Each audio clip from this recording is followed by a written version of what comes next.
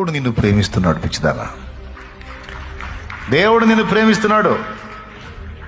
ఎంత ప్రేమో నువ్వు అంటే ఆయనకి. అందుకే నిన్ను ప్రేమిస్తున్నాడు కాబట్టి నువ్వు అడిగినవన్నీ చేయటంలా. నువ్వు అడిగినవన్నీ చేశాడనుకో దేవుడు ప్రేమించినట్టు కాదు, నీ మీద పగబట్టినట్టు.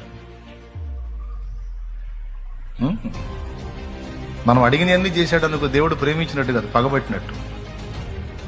ఎందుకంటే మనం అడిగే వాటిలో చాలా వటుకు మన ఇల్లు మనమే తగలబెట్టుకునే ఉంటాయి.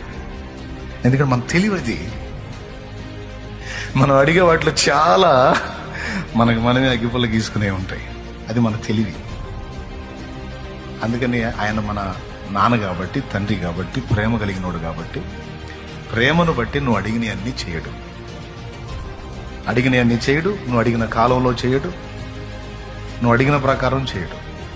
నువ్వు అడిగింది క్రమంగా ఉండి నీకు భవిష్యత్తుకు డోకా లేదనుకుంటే ఖచ్చితంగా చేస్తాడు. నువ్వు అడిగింది మంచిదైతే, నీకు యోగ్యమైనదైతే ఖచ్చితంగా చేస్తాడు. నువ్వు అడిగిన టైంలో కూడా చేస్తాడు. లేదు దేవుడు నీకేదో గొప్పగా